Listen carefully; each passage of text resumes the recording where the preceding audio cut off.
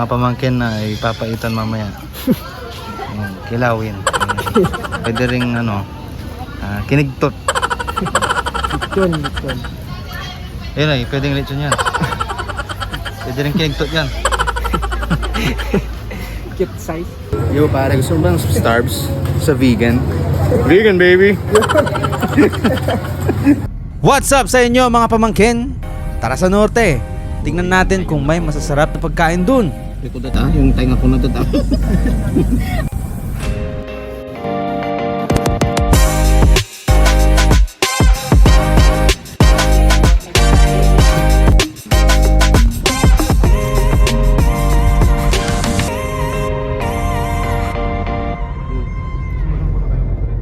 Ayan, bagong gising lang kami nila Eloy at EG dyan, no? Recharge is real. Ayan, dito na muna tayo nag-breakfast sa may San Juan, La Union. Kasi syempre, galing pa tayong Anda niyan. From Anda to La Union is 3 hours drive na agad mga pamangkin. Dito na nga tayo nag-breakfast sa Bakit Ba? Talagang agaw pansin ang menu nila. Dahil ang 85 pesos mo ay breakfast buffet na. Ayan, saan ka nakakita ng ganun ha? Located yan sa tapat lang ng 7-Eleven. Ayan, dito sa San Juan, no? At ayun, inunahan na agad ni Eloy at EJ magsandok mga pamangkin. Ayan, so ito ang nabili natin sa 85 pesos mga pamangkin. Meron tayong fried rice at plain rice. Meron ding pritong talong, tuyo, longganisa, tilapia at ensalada set.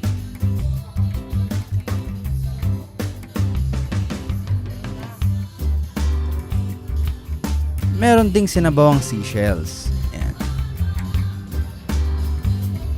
Pero binawi nila sa eggs and hot dogs. Kasi di na yan kasama sa 85 pesos. Pero sulit pa rin. Di na masama sa 85 pesos, di ba?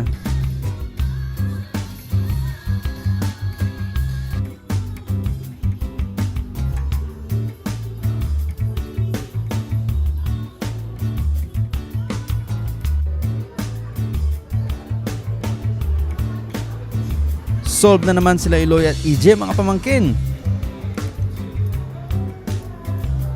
And after kain, rekta na agad sa daan para makarating na ng Vegan baby! Pero bago tayo tuluyang matameme sa sarap ng mahiwagang sabaw na to, the unexpected perfect bite! Mukha ka sayaw.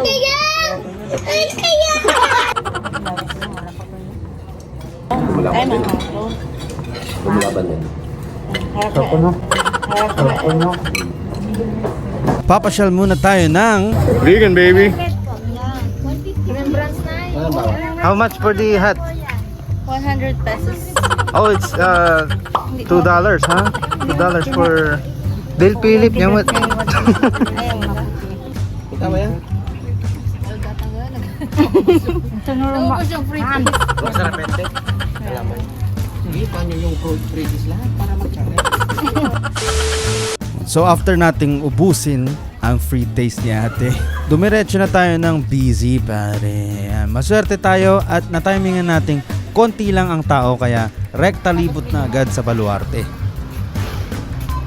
Mali pala yun. Ganun pala yun. Mga kambing lang makikita. Ayan, di ko sure kung anong kinunan ko dyan.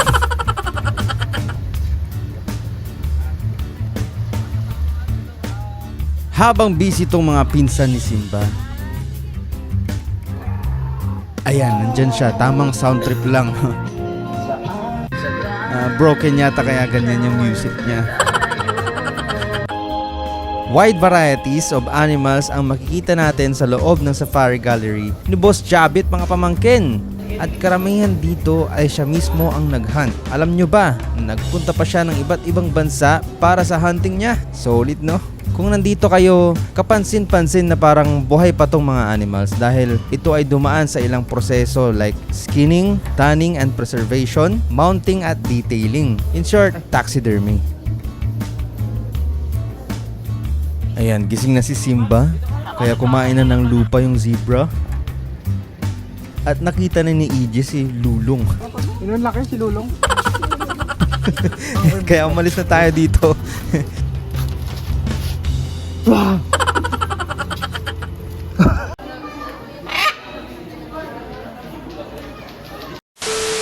rekta tayo sa Bornay Pottery ng vegan, baby! At dito nakita ang saya ng auntie Meron nyo. tayong Ayan, mga palayok dito. Binintahan May mga pa nga sizes tayo. siya. So, yung small nila is 300 pesos, medium is 350, and yung large, saan yung large? So, wala silang available na large. But, pwede silang gumawa.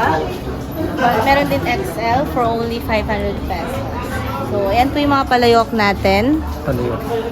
Palayok. Walang large. So ayan, ginawa na niya kayo kaagad ng pot.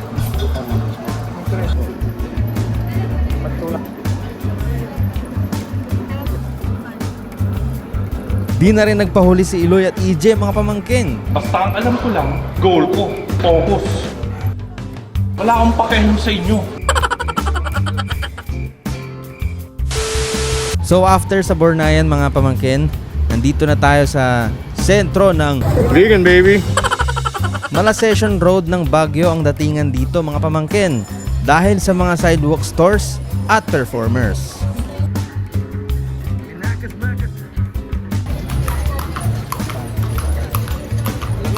Ito na nga, Chibugan time na. Naalala nyo yung mahiwagang sabaw? Dito yun hinahain sa Cafe Leona. Marami silang offer like daily specials at vegan specialties. Pagpasok natin, talagang pinanindigan pa rin ang vintage design.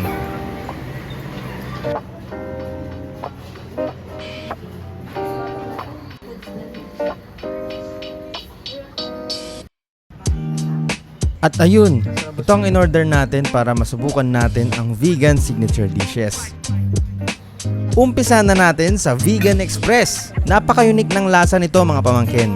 Sakto sa alat at linamnam ang sauce. Samahan mo pa yan ng fresh veggies at authentic vegan longganisa. Pasundan natin agad ng pinakbet. Parang typical na pinakbet kung tignan, pero kakaibang timpla nito dahil bukod sa freshness ng veggies, above average ang sabaw niya. Ito namang Thai chicken, saks lang naman siya, pwede na. At ito na yun, mga pamangkin. Sinigang na bagnet, yung kinababaliwan kong mahiwagang sabaw kanina. Bukod sa sarap ng tunay na sampalok sa sabaw, lalo pa itong naging perfect dahil sa bagnet. Masasabi kong ang sekreto sa sinigang na to ay ang perfectly cooked bagnet na to. Dahil sa crunchy outer layer at softly namnam sarap ang ilalim. Napaisang order ulit kami sa sinigang na to sa sobrang sarap. Kakaiba talaga ang bagnet ng vegan, mga pamangkin. Perfection! Ako, mukhang tataba na ako nito ah.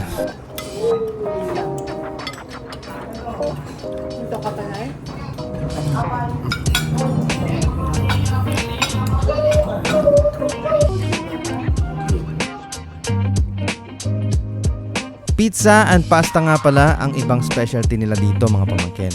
Pero syempre, yung lutong vegan ang pinili natin. Sayang lang at hindi available ang pinakbat pizza nila nung time na yan.